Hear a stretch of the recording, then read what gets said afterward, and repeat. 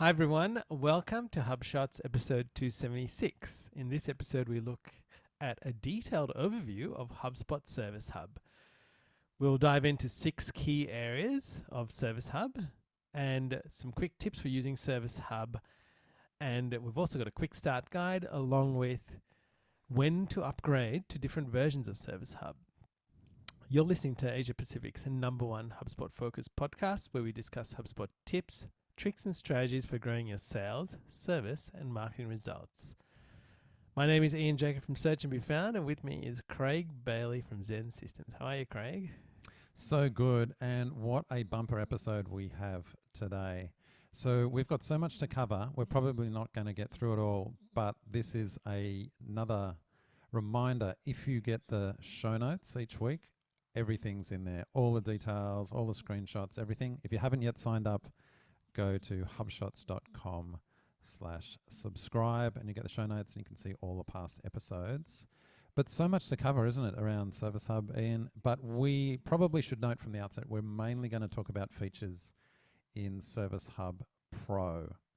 Although we will touch on at the end about upgrading from free and starter.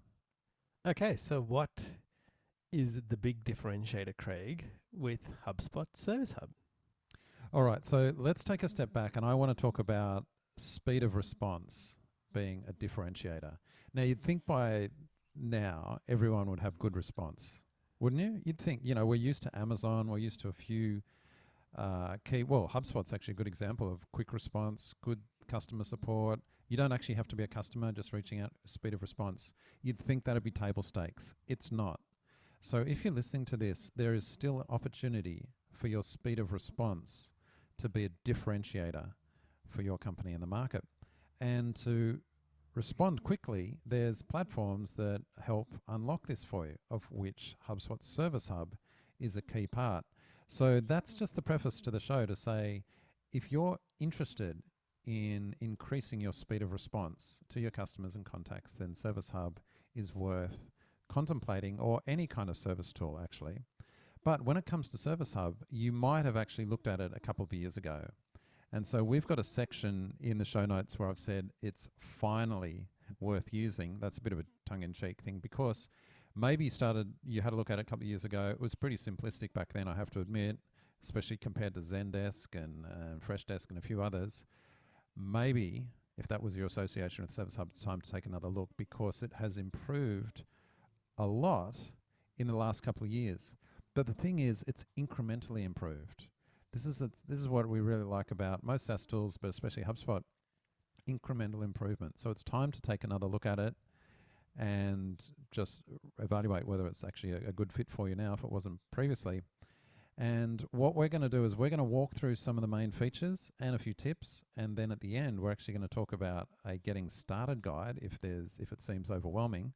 Because isn't that the great thing, in the space of a few short years, Ian, it's gone from, it's pretty underpowered and pretty simplistic, to, oh wow, there's so much, it's kind of overwhelming, where do I start?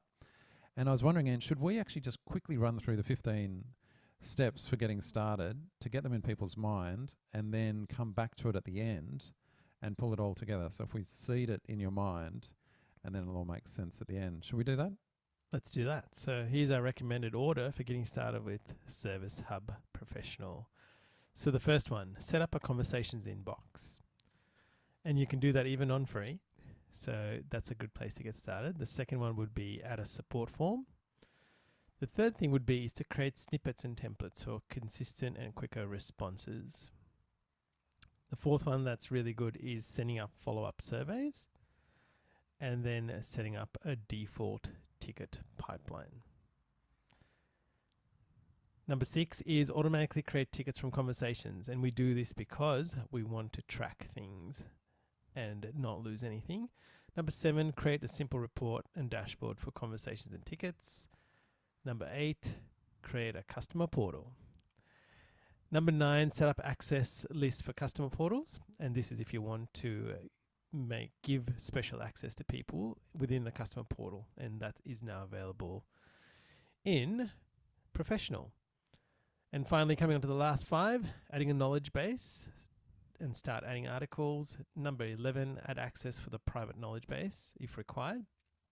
Number 12 is to add a report on the knowledge-based searches, what people are looking for, which is really helpful because you might find the gaps that you have. Number 13, link your knowledge base to the customer portal, which will give you the ability for customers to see all of their tickets and self-help themselves. And then one of the ones we really love is adding a knowledge base to your chat flows. So let the bot do the work. And finally, adding SLAs if appropriate. And we will discuss this again later in the notes. Now that seems like a lot of stuff, Craig. So It does, but I thought it was good just to see that in your mind. For example, the very first one, set up conversations inbox, because we're actually going to jump into that in a second, chatting about the difference between, well, what is conversations inbox versus tickets, etc. But before that, there's a few stats around service. That's right. And you've pulled out a few here, Ian. And I'm going to start with the last one that's in the list, but I'm going to make it first because we talked about 90% of customers rate immediate response times as important or very important when they have a customer service question. And so I guess the question is, what is important, Craig? And said 60% of customers define immediate as 10 minutes or less. So that's rather interesting. The next one is 69% of consumers first try to resolve their issue on their own, but less than 1/3 of the companies offer self-service options such as a knowledge base. So that's a really big opportunity for businesses today. Third one is 90% of consumers expect an online portal for customer service. I thought that was really interesting because I would not have thought that was the case. Next one is 96% of customers say customer service is important in their choice of loyalty to a brand. Now, I can kind of understand that because we've discussed this on the show previously where you said before you buy a product, you actually go through a lot of this customer service, their knowledge base, you see what their support's like before you buy something, which is very interesting. And second last, more than 70% of consumers believe that companies should collaborate on their behalf so that they don't have to repeat information to different representatives. And I think this is a big one because I'm sure we've all had experiences of being passed from person to person within the organization and repeating the same story back again and feel like we're starting over 10 times over on that call. So that's a big one. Next one, and finally the last one, is nearly 60% of customers feel that long holds and wait times are the most frustrating parts of a service experience. So there we go. So many things that we can solve. Yeah. So and all you need to do is to log on to Twitter anytime and just see your friends complaining about the service they get. I see it every day. They're just like, oh, I've been on hold for half an hour to X company or such and such. They're just frustrated. So compelling reasons why speed of response is a differentiator and a profit builder for your company. But let's actually jump into what Service Hub is, and we've got the 6 main areas there. I think this is a good overview just to take a step back and say, okay, what is Service Hub at a high level? And the 6 areas are, first of all, conversations. We're going to explain that in a second. There's tickets, which I think everyone's familiar with the concept of tickets. 3 is the customer portal. That's getting access to your tickets. 4 is surveys, and there's a range of surveys, and that in itself can be confusing within HubSpot. We're going to dive into that. 5 is knowledge base. That's that self-help collection of articles. And then 6 is reporting and dashboards. Now, there are a few other areas. We're not really going to touch on these in today's show, but they include things like the mobile app. The HubSpot mobile app is actually getting quite feature-rich. You can manage conversations from in the mobile app, and you can add and view tickets against a contact. There's pipelines. We're just going to mention that in passing, but they're very powerful. You can have multiple pipelines for tickets. You can't have them against conversations, but they're on tickets, and workflows for automation. There's things like syncing between conversations and tickets. We're going to jump into that in a second as well. But those are the 6 areas and a few other key things to note. So should we dive into conversations and tickets? Because this is a common area of confusion, isn't it, Ian? That's right. And I think the big thing is, when do you use each one of these? at the risk of oversimplifying this, here's a useful way to consider conversations versus tickets. In conversations, consider it as simple activities like email, chat, calls with a contact. So I think it's appropriately named conversations for that reason.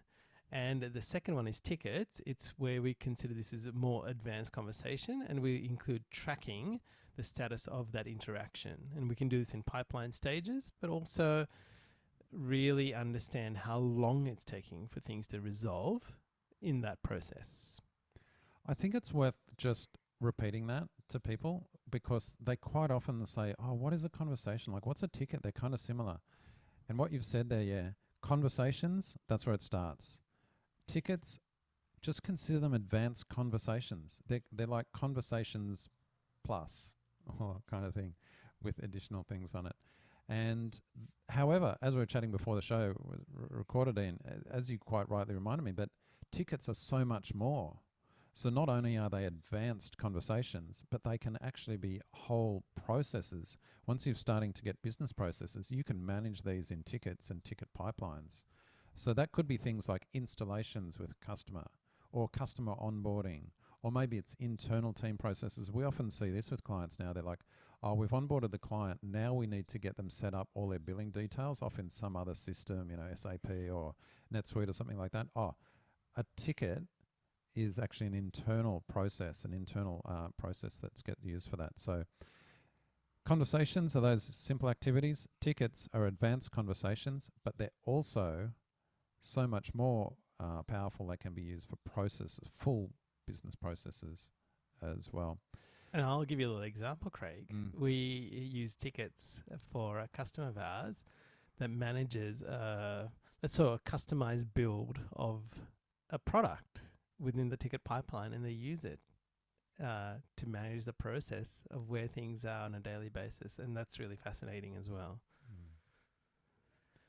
All right, now a few quick recommendations about when to use each, because now that we've explained the difference between conversations and tickets, it's like, oh, when should we use each? Well, we actually say always use conversations.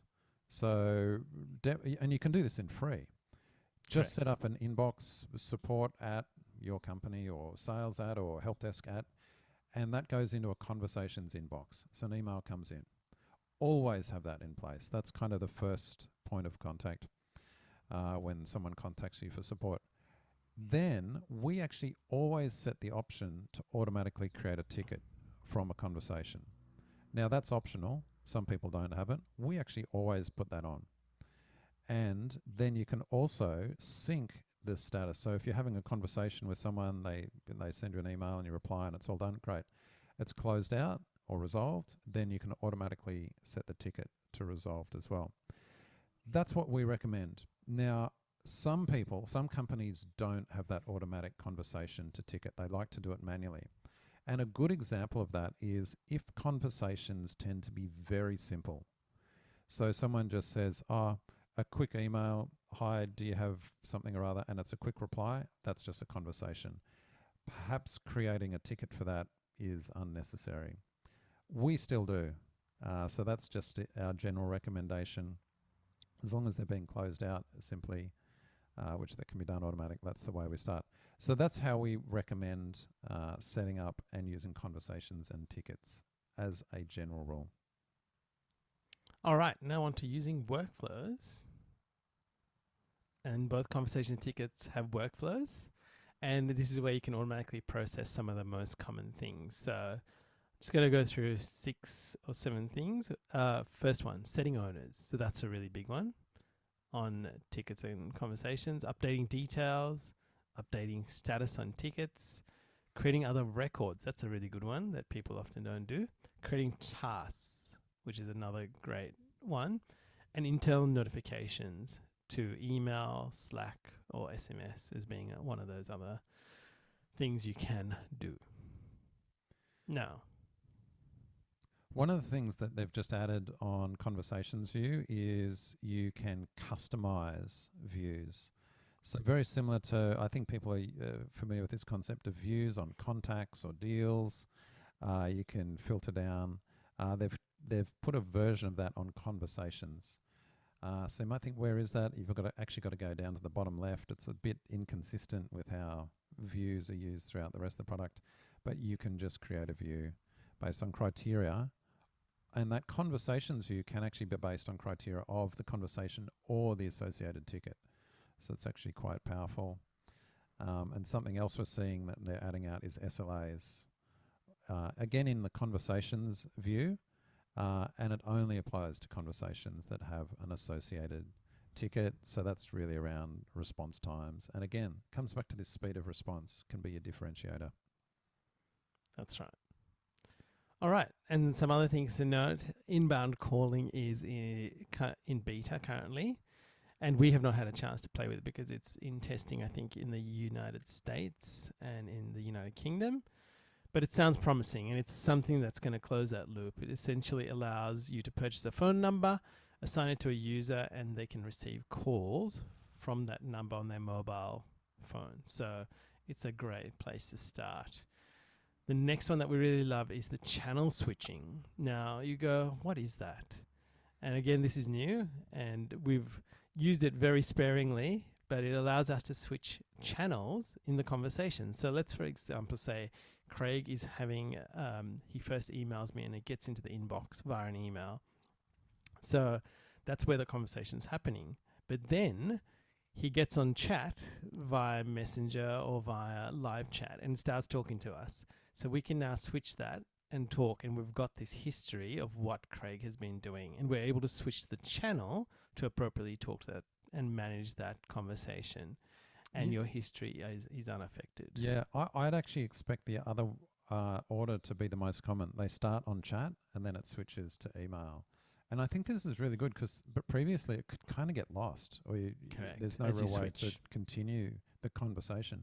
But yeah, so this is just a nice little friction remover as I see it. But yeah, looking forward to testing that a bit further. And then we've got chat feedback, and this is a simple customer satisfaction survey at the end of a chat flow, end of a chat experience. So it could be a chat flow, which is a automated bot, or it could be a chat, as in you're completing a chat with somebody. And we'll give you examples of this at the end. All right, onto the HubSpot customer portal, Craig. All right, this is the third of those main areas. We said there were 6. The first 2 were conversations, then tickets. Third is the customer portal, which, by the way, doesn't have to be for customers. It could be any of your contacts, so they don't actually have to have become a customer yet. But this is purely so they can log in and see their tickets. And another good reason why, if you've got conversations with contacts and that creates a ticket, they can log in and actually see that history of tickets. We've got a few screenshots of how we've set it up for Zen. Look, it's pretty basic, I have to say. I know other tools on the market have a lot more sophistication and customization available for the customer portal. But in terms of getting the basics right, it's pretty good.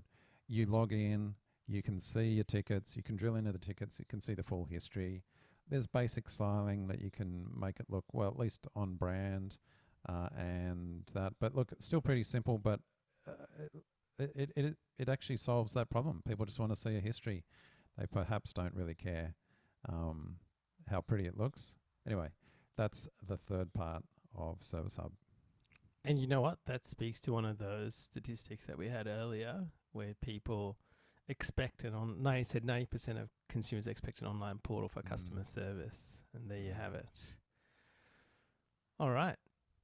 So on to our next one, which is types of surveys. So we did a big thing back in episode 270 where we discussed the different types of surveys in HubSpot. So here's a quick recap. We've got custom surveys, and these are free from, including multi-step, and this is what you basically decide to put together. And then we've got these surveys that are kind of like industry standard surveys, a customer support survey. So getting feedback on support ticket experiences, or even experiences with other things that are not support related. So we use that even in sales, we use that type of survey.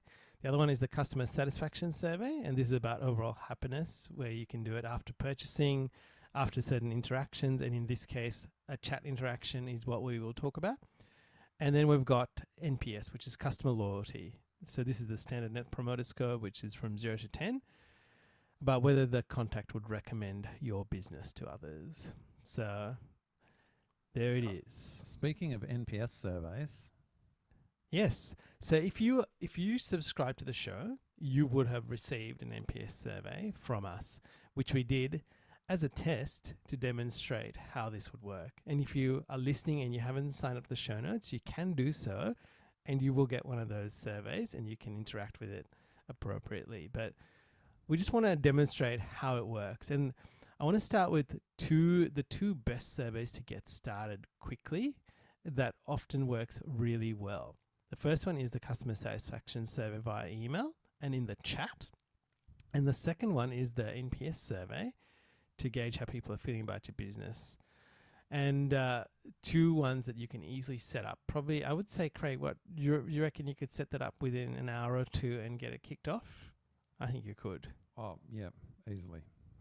So the first one you will see if you visit our site, hubshots.com, you will see the customer satisfaction survey. It's a little box with three faces, one not so happy one feeling okay, and one happy. And that is what that is. And so that appears on all of the site, and it asks you how you're enjoying HubShots. So that's the first one. And how that gets utilized is you can even utilize that within the chat. Once the chat finishes, that will show up and say, how was your chat with us today? And in the example that we have given you, it doesn't say who it was, but let's say I'm having a conversation and Craig's on the other side of the chat. You can say, how was your chat with Craig today? So you can even name the person and you can get that information. So it's a great way to collect feedback even in the chat and understand what's going on. And I've also put a little screenshot of what the survey type is, because when it's not readily apparent when you're creating this in HubSpot, which survey type to use, and I kind of had to rummage around and find it. So just don't forget it's a customer satisfaction survey, and when you're creating that, you get an option to use it in the chat, and that's the giveaway because that option appears when you first create it. All right, and the last survey we want to talk about is the Mps survey, and this can be delivered by email. It can be even delivered on the site, I believe. But what it does, it can be set to go out, and we have actually set it to go out every 3 months. So with Mps, you really want it to go out consistently. So if you want to do yours once a year or every 6 months, you can do that. They recommend every 3 months, so we generally do that. The other thing is that it can uncover opportunities for more product sales, but also highlight if people are unhappy. So it really gives you a good understanding of how people are feeling, because things change. We know businesses change, we know market conditions change and how people change. And it's a good way to gauge that feeling of how people are responding to your business. So I just wanted to highlight that because I think you can often forget. And today when I was having a conversation with somebody, they were like, they're in product procurement, and they were like, oh, I don't feel like I have anything to talk about, and I haven't emailed people. And because they've had supply issues, procurement issues from China. So it was really interesting. And a comment from our coach, he said, you can still talk about things and people will remember you because they understand, they know what you're doing, and they think, okay, well, now we understand the why. And sometimes even a survey can do that for you. It just keeps you front of mind and in people's eyes and ears and understanding what's going on. Hey, I'll just mention a little pro tip for preparing surveys and getting them sent out. Get someone else to do them for you. So basically, listeners, if you've signed up for the show notes, you're going to get that NPS survey. It'll come from me, but Ian prepared it. And I think you did it in, 5 or 10 minutes? Yeah, I and did then it while we were sent it. preparing the show notes. Yeah, and then you sent it. Now, if that had been me, I would have agonized over the wording and I wouldn't have sent it because it's probably not perfect. It's the same when I send out email newsletters. I over-prepare them and then I never send them, right? Yeah. The tip, just get someone else to prepare it for you. So someone else on your team, it'll go out and it's like, just get it out there. So just make a start. And already, before recording the show, I was seeing all those replies coming back in from people filling it out. I was like, oh, great. That's actually actionable, feedback coming back. So thank you to all of our listeners who have filled it out or are about to fill it out. Thank you so much. Yeah, and goodbye my inbox. I was just... All right, Craig, let's talk about knowledge base.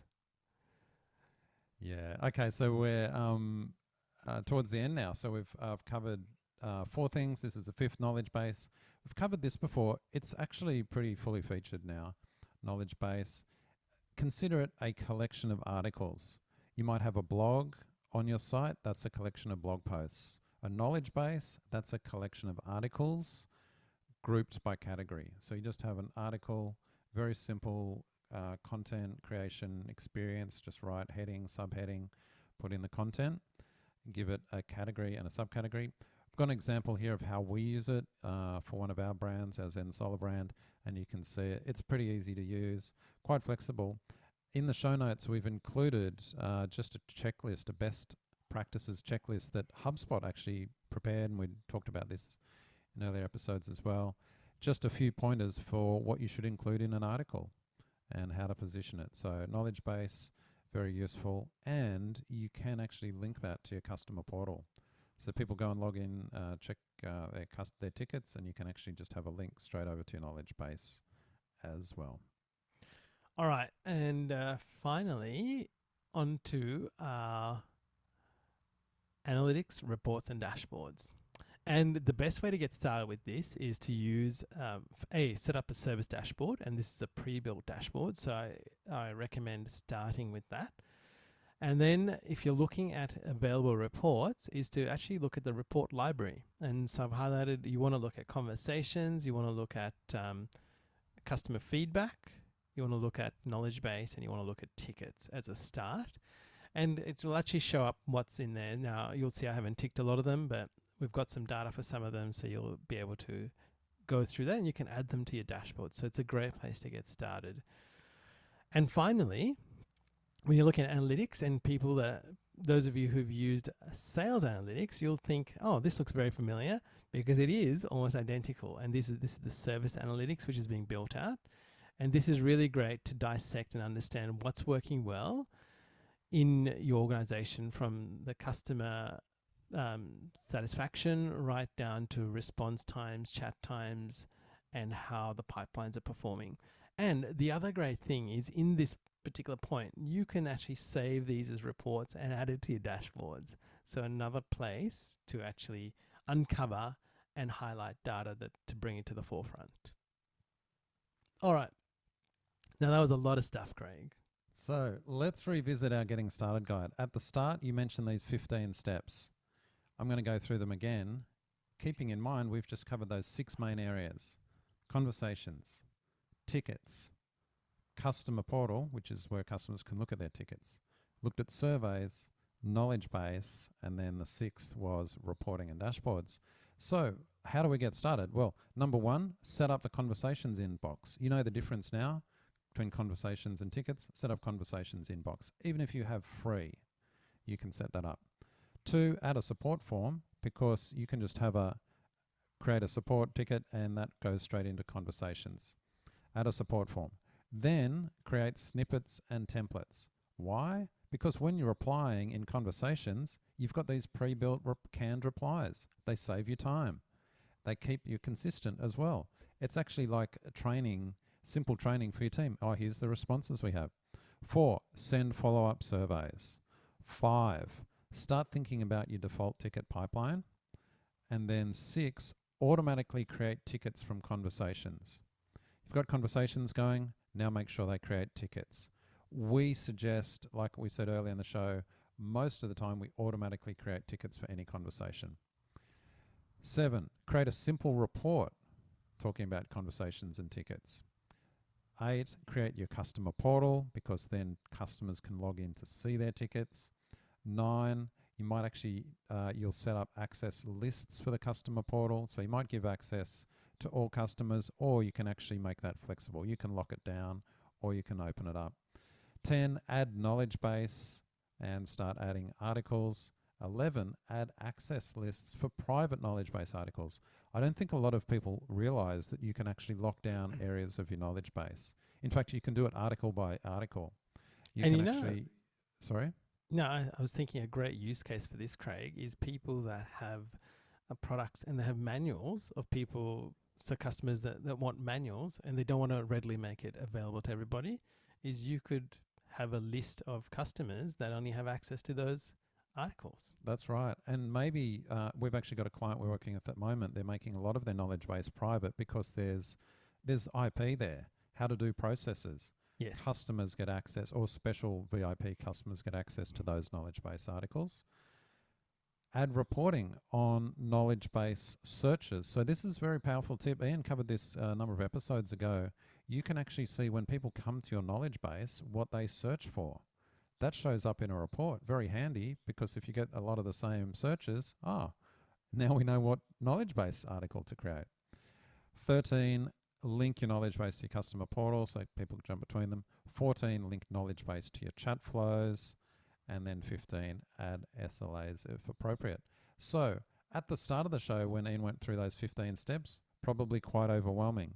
Hopefully at this point, when we've gone through a number of the features, doing that recap makes a lot more sense. So then the next question, Ian, is, well, look, you start with free. That's a no-brainer. And then you have the option to upgrade to starter and then to pro and to enterprise. What are some of the considerations people would have? First of all, going from starter to free. From free to starter. Upgrading to starter. That's right. Free. So here are some of the things that people often ask us when they're upgrading, is that they want to remove branding on chat and emails. They want to add integrations like Slack notifications. They want a second pipeline. So free is limited to one, and so they might want to add a second pipeline. You want more snippets, templates, and documents. I think it increases from 5 to 5,000. And you might want actually really simple automation, like automatically assigning incoming chats and emails to a member of the team, or you want to trigger customer emails when tickets are received and closed, and sending internal notifications when ticket status change. So those are kind of the key areas that you'd want to upgrade from free to starter. All right. Upgrading to pro, though, most of the functionality we've talked about in the show, you need pro. So you need pro for surveys. You need pro for knowledge base. You need pro for the customer portal. And you need pro for workflows, the automation workflows. It also gives you more than one inbox and more than 2 ticket pipelines. You can have, I think, unlimited pipelines. So that's pro. And a big part of moving to pro, besides those features, is the automation component. Especially, even if you don't even use surveys or knowledge base, a lot of people like to codify some of their company processes in ticket workflows, onboarding, custom installations, those kind of things, and workflows automate a lot of that. So that's where a lot of the power comes in. What about upgrading to enterprise, though? All right, so here's some of the most common things we see is they want single sign-on. So security for permissions and sets. They would like custom objects, calculator properties, greater reporting options. They can have more teams, so up to 300 teams, and hierarchical teams. And this is across most of HubSpot's enterprise products.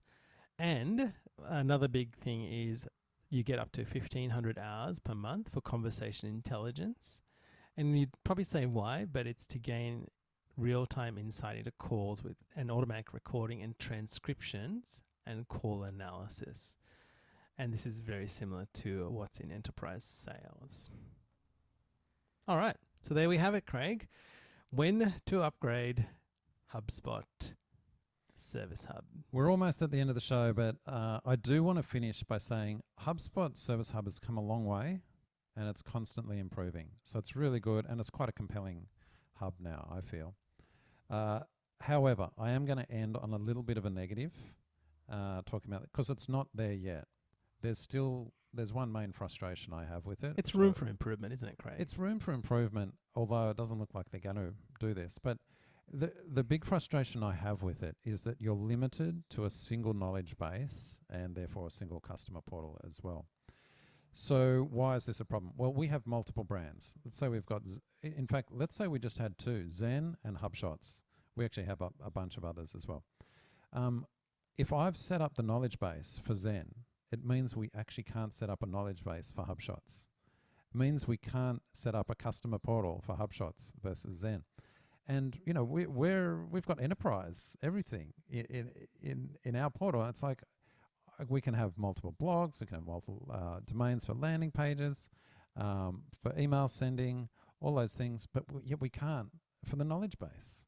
And I just don't understand it. It's almost like a completely different team built the knowledge base and custom portal thing, separate from the web page team. For a couple of reasons too, because one, it's got a slightly different user feel. So you know how like the email drag and drop builder? Yes. Very similar to the landing page and blog and web page builder. Quite a good experience, I think. Articles, knowledge base articles, it's different. It's like a completely different team built this. And like they didn't think about having multiple knowledge bases. It's just quite odd. It's probably the main, what's that word for like Bugbear. Well, I was going to say juxtaposition, or it's like the one glaring kind of inconsistency, Yes. in the product, and I find it kind of weird. And it's not because it's not because I'm the only one that wants it. If you go on the community threads, you'll see lots of people. In fact, it's one of them that has like 600 upvotes for just give us multiple knowledge bases. If one. Now the frustrating thing is that HubSpot have actually come and replied to that, and they said this is on hold and we have no plans to build it. And so I'm just like, well, I mean, listeners don't know this yet, but Ian, you and I, we've been building our own kind of knowledge-based portal for HubShots in the background. We're actually using a completely different tool for it. I would have loved to have kept that within HubSpot, but we're not. We're actually using Circle, in case listeners are interested. You can get a sneak peek. You can go to learning.hubshots.com. We'll be talking about this in the coming months. But yeah, a whole separate knowledge base and community area and that, not built on HubSpot. The irony, Ian, because we just can't have multiple. Anyway, that's my bugbear. That's my gripe, but I know clients have this gripe as well. And, you know, maybe they'll bring it out. I thought maybe they were going to try and make it part of business units or something like, which I wouldn't really be happy about anyway, but at least it would be available. But no plans. So that's the frustration. That's what's missing. I think it's a glaring miss in the product at the moment, and we'll see what happens. However, that is one negative amongst an episode of strong recommendation for this product. It is now mature. It's come a long way. It's very solid. Like, I don't think I run into any bugs lately or things like, there's nothing sloppy about it that I've noticed lately where you go, oh, here's a bug. It seems high quality. It is fit for purpose now for large companies and enterprises. So it's probably the closing remark on All right. HubSpot Service Hub. And there is some training to support all of this. There is Service Hub courses for setting up Service Hub, and this is mainly for administrators, and it's a good primer for setting up Service Hub and knowledge base and getting those settings correct, which we often find people don't get correct. And then finally, using Service Hub for users, and this is training on how to best utilize your knowledge base and structuring your articles, etc. Because people often ask us, well, how do we categorize this? How do we lay it out? And if you just do the training, it'll actually help answer some of those questions. All right. And finally, Craig, onto our quote of the week. A good one you've chosen yet again, Ian. The best way to find yourself is to lose yourself in the service of others. And this is from Mahatma Gandhi. So there we are. Now, listeners, if you haven't already, you can check out our YouTube channel if you want to see us on the podcast. You will find the episode there, but you will also find a few other extras on the channel, and you can go through and listen to that and even watch us explain a few things. And if you haven't, please connect with myself on LinkedIn and say you listen to the show. I'd love to hear from you.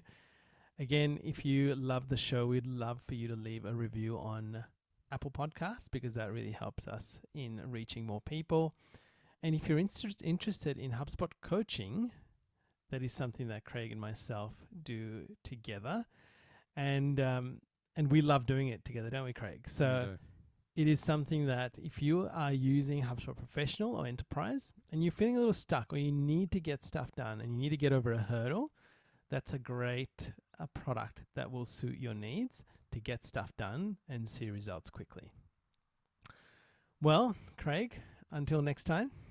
Catch you later, Ian.